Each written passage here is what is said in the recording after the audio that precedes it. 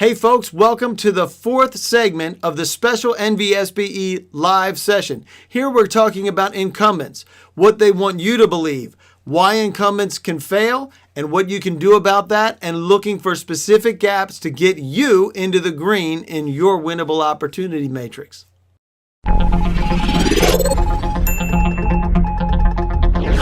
And get them to like us if we have no clue who they are. So first, find the people. Second, get them to like us. And we're going to talk exactly about that and how incumbents do this and how incumbents are already operating under this methodology. Incumbents already have access to these people all the time. The contracting officers, program, technical, and administrative, a lot of times. Not necessarily all of them, but a lot of times they really do because they're already operating in there. And it looks like this in their world.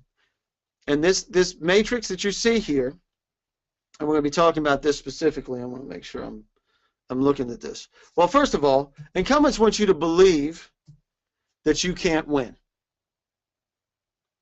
That's what incumbents want you to believe. That's what that graphic looks like. It's like, don't even try. You can't even get in here. And oh, by the way, if you're waiting for the RFP, they're right. But here's what I say. The incumbents want you to believe you can't win, and I say bunk. And we all need to say bunk on that. And everybody at the show said bunk, by the way. So here's a quick poll. I believe I could win if I knew who bought what I sold, if I could get them to take my call. For God's sakes, just take my call.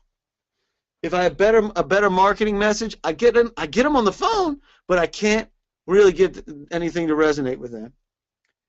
If I could get on the short list, or if you had a better proposal process. So let me know what you think there. And we're going to talk about each one of these a little bit, but specifically we want to get into how incumbents are winning and how we can disrupt that, right? So I'm going to keep this open for another 10 seconds. Keep it coming. You can do it. You can do it. And boom. And so everybody knows we're all on the same page and everybody in the same spot. So there you go. 56, 28, 22, 67 if they could get on the short list. Smart people. We got some smart people. And if you had a better proposal process. And what I'm saying to you is if you do these first four things right, your proposal process will take care of itself. Because if you're writing your own RFPs, you're writing helping influence the scope of work, you will wind up in a better spot.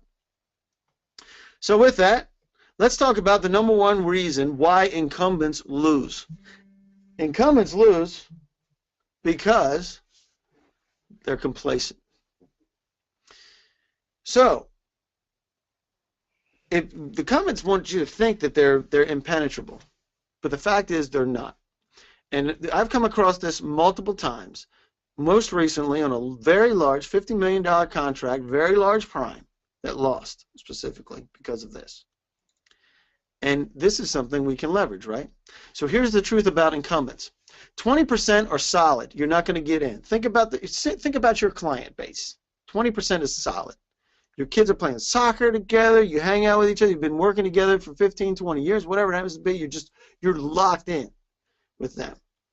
Now, that leaves 80% that have gaps. And that is what we want to concentrate on.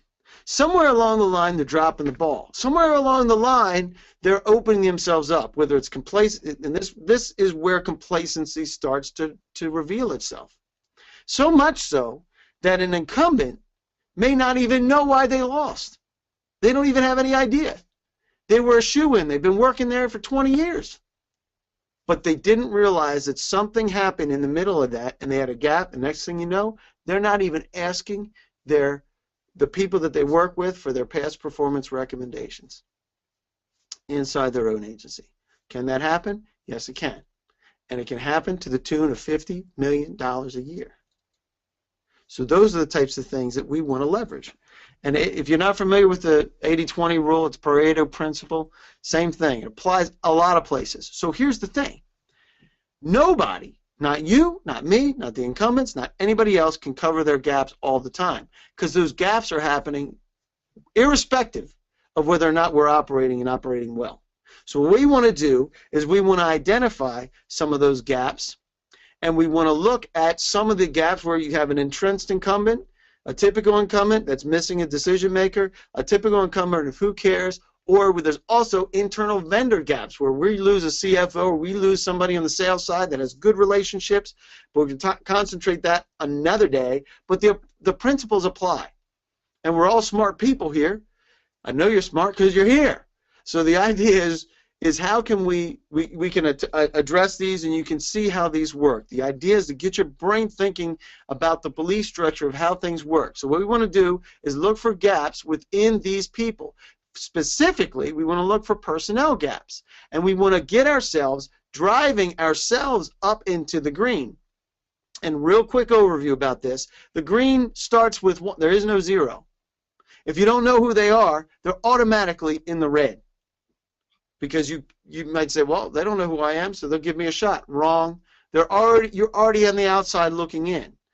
If they're unknown, they're automatically in the red. If you start looking at the range here, one is you met with them, you didn't spit on them when you talked, you weren't picking your nose in front of them, that kind of thing. All right, so they kind of like you. They kind of like you. They don't dislike you. They don't like you. It's kind of a little bit of a like, right? They like you a little bit. So the next one is they really do kind of understand what you're doing, and they like who you are. Then the third one is they're leaning towards you and what you offer.